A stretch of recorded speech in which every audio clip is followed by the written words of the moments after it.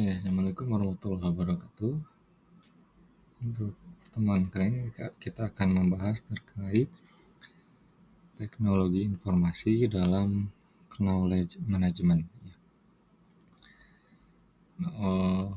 Submateri yang akan kita bahas adalah pertama fungsi utama teknologi informasi dalam KM, lalu siklus KM sistem, lalu berikutnya komponen KM sistem, dan teknologi yang menunjang pada knowledge management. Oke, pertama adalah fungsi utama dari knowledge management. Fungsi utamanya adalah punya dua fungsi utama teknologi informasi dalam knowledge management untuk memperoleh dan mengkomunikasikan pengetahuan. Nah, teknologi informasi juga melebarkan jangkauan pemanfaatan pengetahuan dan meningkatkan kecepatan aliran knowledge, ya. Jaringan internet atau internet juga memudahkan kolaborasi dalam knowledge management. Nah, ini kita akan lihat siklusnya, ya. Mulai pertama dari create knowledge, lalu capture knowledge, berikutnya adalah refine, lalu store knowledge, lalu manage knowledge, dan dissemination knowledge, ya. Nah, dalam knowledge management system itu ada 6 langkah dalam satu siklusnya, ya. Tadi itu ada 6 langkah. Nah, dasar dari keberadaan siklus tersebut adalah bahwa knowledge selalu harus diupdate seiring berjalannya waktu. Nah, itu pasti, ya, harus diupdate seiring berjalannya waktu. Jika sebuah organisasi atau perusahaan knowledge-nya atau pengetahuannya tidak diupdate dengan kebutuhan saat ini, mereka akan tertinggal, seolah-olah pengetahuan yang sebelumnya adalah yang terbaik. Itu tidak baik, ya. Jadi harus mengikuti update terbaru. Misalkan contohnya kalau sebuah perusahaan dagang, ya, yang awalnya hanya mempromosikan produknya ke konsumen lewat offline, ya, mungkin tahun 2015 ke bawah, yaitu secara offline misalkan menjual barang elektronik ataupun produk makanan, gitu, ya, hanya berdasarkan offline saja, mendistribusikan ke berbagai kios, mendistribusikan ke berbagai kota, seperti itu. Itu pada tahun 2015 ke belakang mungkin masih bagus, tapi saat ini dengan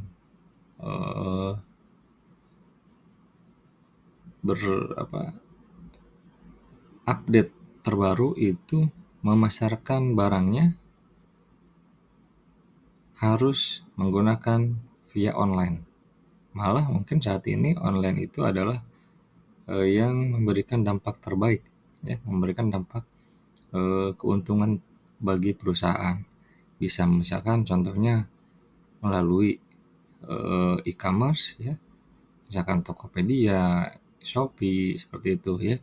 Nah, kalau misalkan tidak beralih atau tidak update ke kebutuhan saat ini, pasti penjualannya akan menurun, ya, produksinya juga akan menurun. Nah, mari kita bahas 6 siklus dalam knowledge management system, ya. Yang pertama adalah create knowledge, yaitu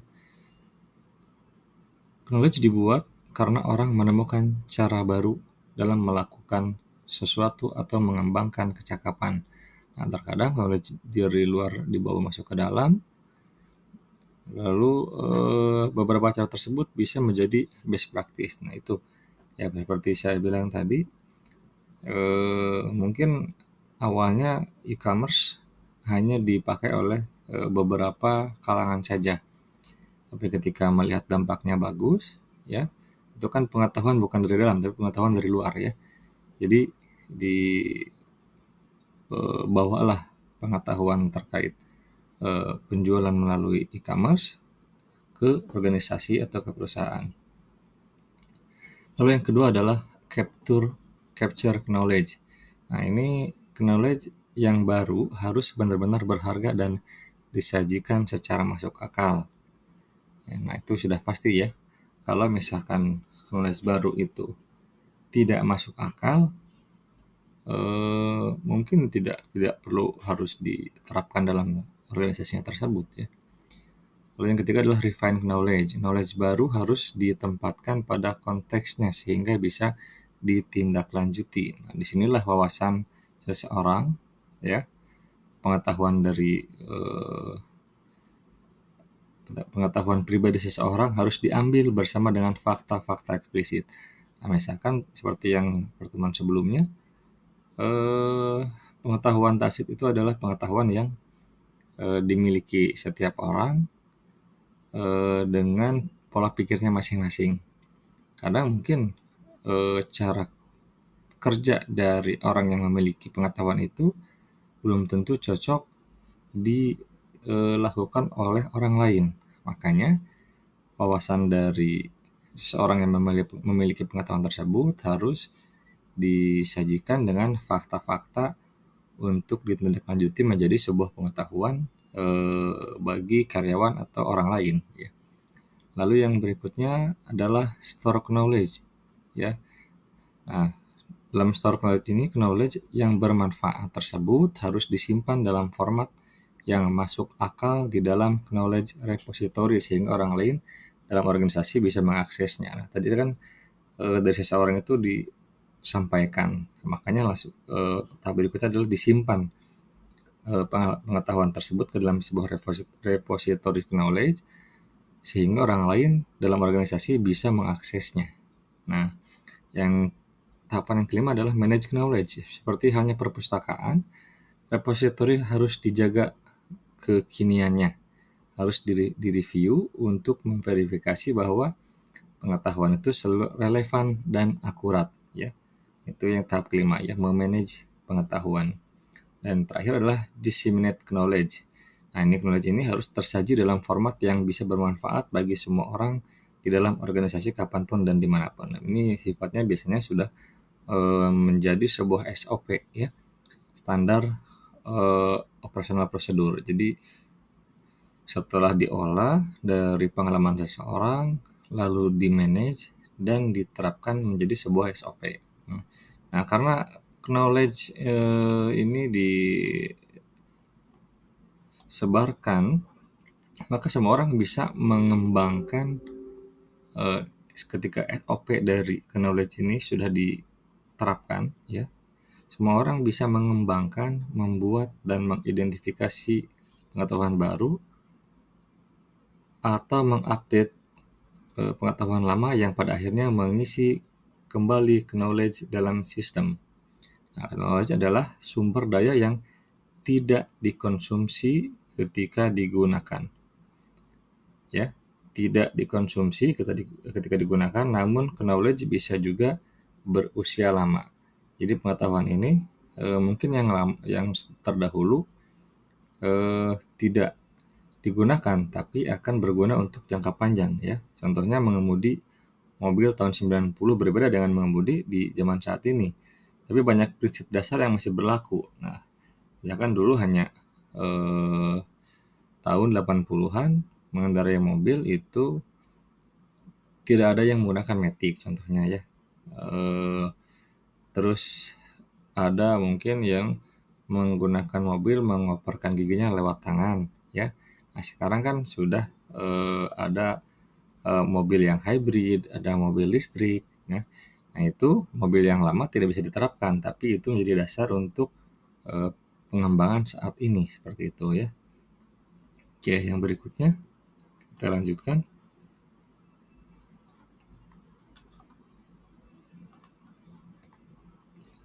Nah, komponen dalam knowledge management sistem itu ada 3, yaitu 1 komunikasi, 2 kolaborasi, dan ketiga adalah storage and retrieval, penyimpanan dan pengambilan kembali atau pemunculan kembali yang sudah disimpan ya.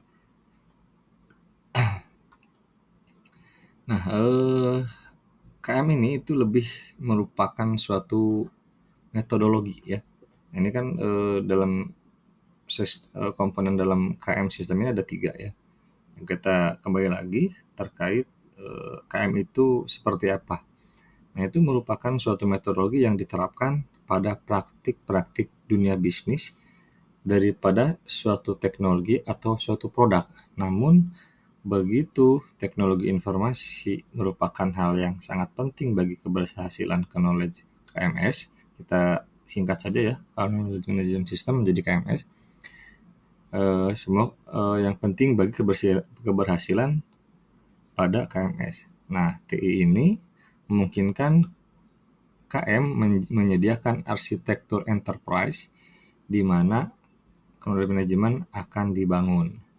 Nah, teknologi komunikasi ini memungkinkan pengguna untuk mengakses knowledge yang diperlukan. Nah, ya, dengan teknologi komunikasi dan informasi ini memungkinkan pengguna untuk mengakses knowledge atau pengetahuan yang diperlukan dan untuk berkomunikasi satu sama lain, terutama dengan para pakar. Ya. Contohnya email, internet, intranet corporate, dan berbagai macam aplikasi berbasis web memberikan kemampuan komunikasi seperti ini. Nah, bahkan mesin fax atau telepon juga digunakan untuk komunikasi, terutama ketika pendekatan praktek terhadap KM diterapkan. Ini yang sebelumnya menggunakan penerapan KM ini menggunakan fax dan telepon, tapi pada saat ini sudah menggunakan pakar ya, lalu email, internet, intranet ya. Untuk kalau misalkan di perusahaan-perusahaan itu, kalau misalkan internet kan lebih terbuka ya. Kalau misalkan intranet itu lebih private. Nah, teknologi kolaborasi ini memberikan cara untuk melakukan group work ya, pekerjaan secara grup. Nah, bisa bekerja bersama-sama dengan dokumen yang sama pada waktu yang sama. Kalau misalkan dalam proyek IT itu ada tools-tools yang bisa digunakan untuk mengerjakan pekerjaan IT. Contohnya misalkan menggunakan GitHub ya. Kalau misalkan dalam perusahaan bisa menggunakan email atau misalkan bisa dengan WhatsApp group seperti itu ya. Nah, teknologi ini bisa berjalan di tempat yang sama dan tempat yang berbeda. Nah, teknologi kolaborasi terutama sangat penting bagi mereka yang terlibat dalam komunikasi praktis, yang bekerja dalam pemberian knowledge. Nah, beberapa kemampuan lain dari komputasi kolaboratif, misalnya brainstorming secara elektronis akan meningkatkan group work, ya. Nah, terutama bagi proses pemberian knowledge. Bentuk lain group work adalah melibatkan para pakar yang bekerja dengan orang yang mencoba menerapkan knowledge. Jadi tetap ya, knowledge ini diolahnya pasti menggunakan pakar-pakar yang sesuai dengan bidangnya. Nah, ini memerlukan kolaborasi tingkat tinggi. Beberapa sistem komputasi kolaboratif lainnya malah bisa memungkinkan organisasi untuk membuat ruang virtual sehingga orang bisa bekerja online kapanpun dan dimanapun seperti itu. Nah, teknologi untuk storage dan retrieval pada awalnya adalah memanfaatkan database management system menggunakan DBMS untuk menyimpan dan memanage knowledge. Yang sudah mungkin kalian pelajari adalah DBMS misalkan menggunakan MySQL seperti itu ya, menyimpan data-data dari informasi dari perusahaan disimpan dalam DBMS ya, seperti contohnya MySQL, Oracle seperti itu ya. Nah, hal ini berjalan cukup baik pada waktu dulu untuk menyimpan dan memanage sebagian besar explicit knowledge. Dan bahkan explicit knowledge ini tentang tacit knowledge, namun mendapatkan, menyimpan, dan mengelola tacit knowledge biasanya memerlukan satu set aplikasi yang berbeda. Nah, electronic document management system dan sistem storage khususnya merupakan bagian dari sistem komputasi kolaboratif untuk mengatasi hal ini. Nah, itu ya. Jadi komponen-komponen yang untuk KMS ini antara komunikasi dari karyawannya, lalu kolaborasi dengan pakar, terus dengan teknologi informasi, dan terakhir adalah storage-nya itu menggunakan sebuah tools DBMS ya. Nah, itu komponen penting pada knowledge management system. Ya, kita lanjutkan ke teknologi-teknologi yang menunjang knowledge management. Nah, sekarang sudah banyak ya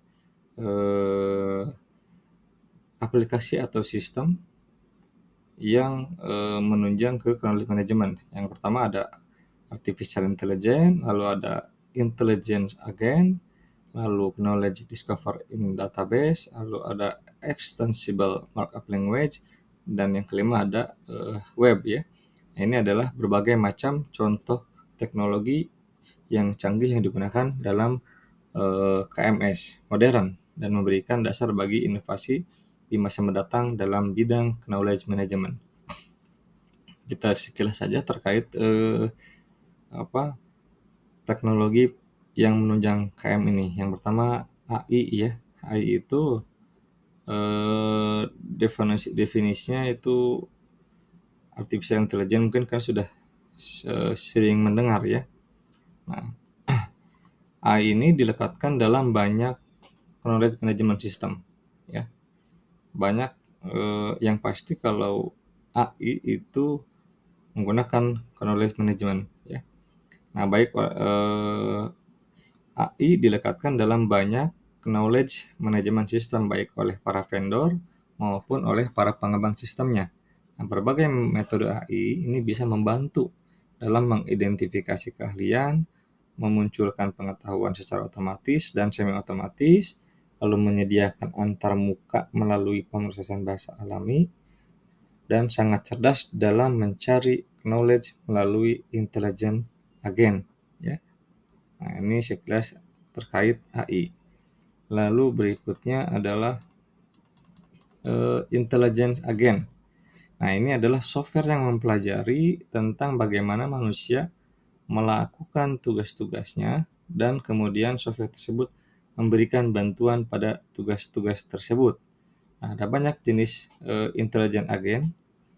Dalam KMS, intelligent agent ini bisa membantu dalam berbagai bentuk. Pada umumnya digunakan untuk memperoleh dan mengidentifikasi knowledge. Ya, nah, contohnya itu ada IMB itu menawarkan intelligent data mining family, ya, termasuk intelligent decision server untuk menemukan menganalisa jumlah besar data enterprise. Nah, tetap datanya disimpan dalam sebuah database, lalu dengan intelligent data mining, jadi mengolah atau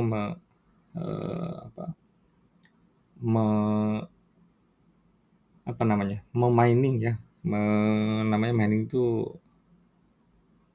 apa bahasa istilahnya, mencari data-data dari data yang cukup besar untuk diolah menjadi sebuah keputusan yang baik. Nanti ini berkaitannya dengan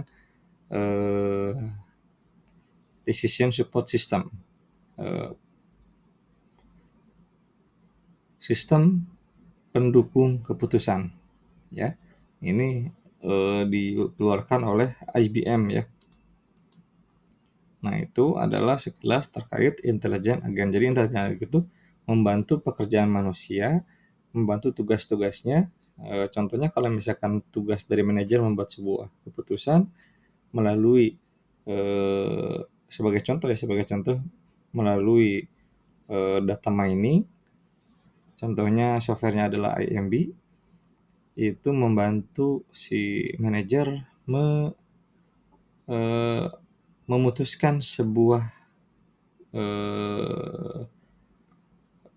hasil dari permasalahan menjadi sebuah keputusan untuk dijadikan model di perusahaannya, seperti itu contohnya. Lalu berikutnya adalah knowledge discover in database. Nah, ini adalah proses yang digunakan untuk mencari dan mengekstrak informasi dari sejumlah besar dokumen dan data.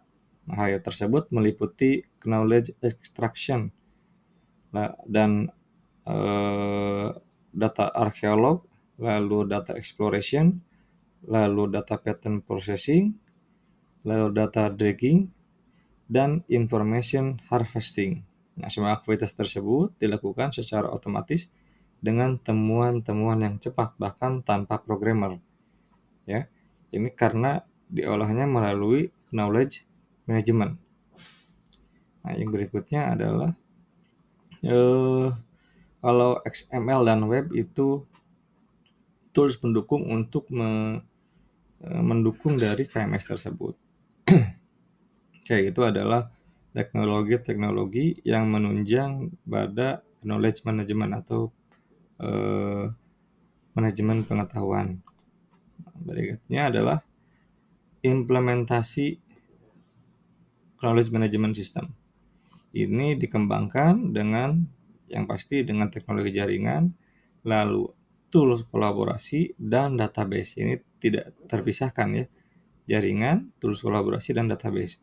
Nah, KMS tersebut dibangun dari berbagai komponen teknologi informasi yang siap pakai. Nah, di sini banyak organisasi, terutama perusahaan konsultan manajemen, sudah mengembangkan arsitektur knowledge-nya dengan satu set tool yang memberikan 3 jenis teknologi tersebut. Nah, dalam pengembangan KMS ini sudah banyak sekarang perusahaan-perusahaan yang menggunakan 3 jenis teknologi ini ya. Nah, paket komputasi kolaboratif contohnya nih yang sudah menggunakan contohnya adalah grup sistem online yang memberikan banyak kemampuan KMS. Nah, banyak juga sistem lain yang dikembangkan dengan mengintegrasikan satu set tool dari beberapa vendor, contohnya GD Edwards atau itu Oracle, nah ya, yang untuk pengolahan data dan data mining itu contohnya adalah dari GD Edwards dari Oracle itu sudah menggunakan satu set tool, dan produk dari Microsoft yang terintegrasi untuk mengimplementasikan KMS-nya adalah Knowledge Garden. Kalau misalkan Microsoft itu adalah Knowledge Garden. Kalau misalkan yang dari GD Edwards itu Oracle. Sama-sama mereka juga mengembangkannya dasarnya adalah dari database. Ya. Nah, ini beberapa contoh vendor dan produk dari knowledge management. Nah, tool yang menunjang knowledge management yang adalah disebut dengan Knowware. Ya, toolsnya untuk menunjang knowledge management itu namanya Knowware. Nah, paket software KMS ini memasukkan satu atau lebih berbagai tools. Nah, si vendor ini biasanya untuk membuat sebuah produk knowledge management itu mengkolaborasikan beberapa tools ini. Ada 7 tools yang dikolaborasikan. Pertama, collaborative computing tools, lalu knowledge server, lalu enterprise knowledge portal, lalu electronic document management system, yang kelima knowledge harvesting tools, yang keenam search engine, dan ketujuh adalah knowledge management suite. Ya. Nah, banyak paket software yang menyediakan beberapa tools ini karena memang diperlukan. Nah, ini tools ini diperlukan dalam knowledge management system supaya efektif. Contohnya, sebagian besar electronic document management system juga memasukkan kemampuan komputasi kolaboratif. Nah, KMS ini bisa dibeli secara utuh ya oleh user. Nah, ini yang vendor-vendor ini misalkan merupakan vendor-vendor besar biasanya yang membuat knowledge management system ini ya. Nah, di KMS ini bisa dijualkan oleh vendor itu secara gelondongan maupun per bagian dari berbagai macam perusahaan.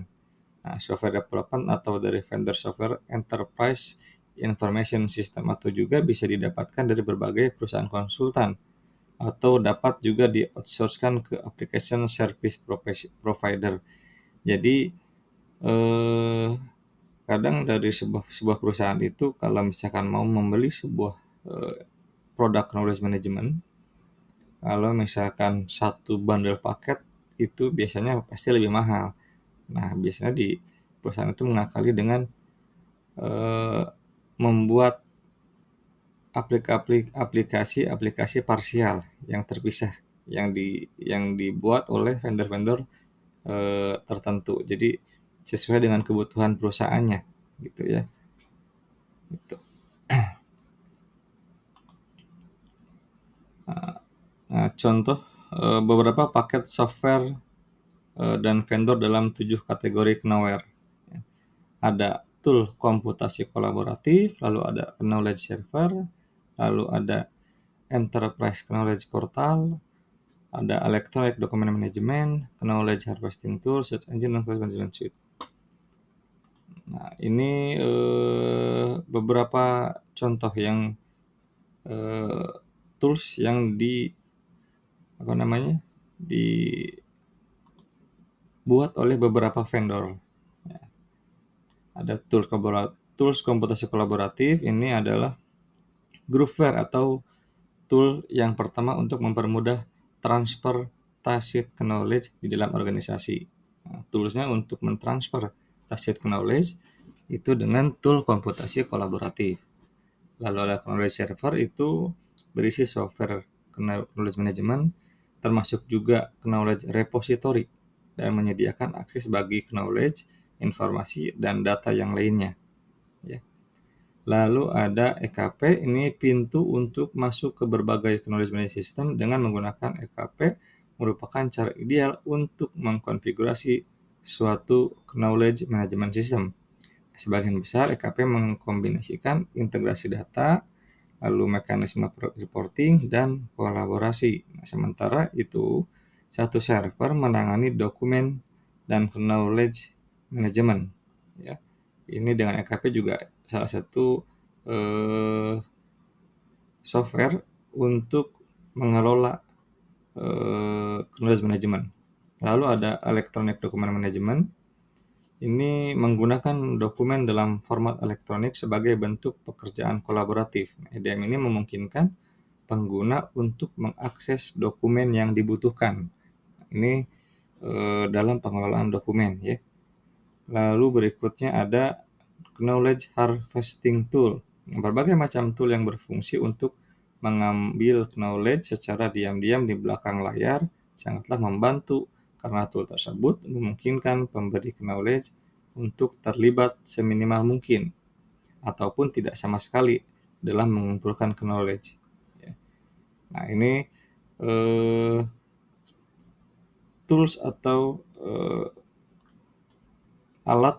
salah satu alat untuk mengelola knowledge management juga. Lalu ada search engine, lalu ada yang terakhir adalah knowledge management suite. Kalau search engine itu tugas yang terdapat dalam KM, yaitu mencari dan mendapatkan dokumen yang diperlukan dari akumulasi koleksi di repositori perusahaan. Ya. Nah, search engine ini bukan search engine hanya ya dari Google saja, tapi search engine untuk mencari data-data yang ada pada informasi yang ada pada perusahaan tersebut. Yang kedua adalah knowledge management suite. Knowledge management suite adalah solusi KM out of the box yang lengkap. Nah, software tersebut mengintegrasikan komunikasi, kolaborasi, dan teknologi storage ke dalam satu paket tunggal yang enak dipakai. Nah, suatu KM Suite pasti mengakses database internal dan berbagai sumber knowledge eksternal. Jadi, integrasi harus diperlukan supaya software tersebut benar-benar berfungsi. Nah, IBM atau Lotus menawarkan, ini sebagai contoh ya, IBM dan Lotus menawarkan rank produk KM yang luas, termasuk Domino Platform, Quick Place, and SameTime, No Discovery Server and Learning Space, dan WebSphere Portal. Nah, beberapa vendor juga menjual tools yang komprehensif untuk KM ini, termasuk Dataware, Knowledge Management Suite, and Knowledge X dari Knowledge X Incorporation. Nah, Microsoft juga menjual ya berbagai komponen KM dan sedang mengerjakan pengembangan framework Knowledge Management. Nah, KM ini secara garis besar tidak bisa dikerjakan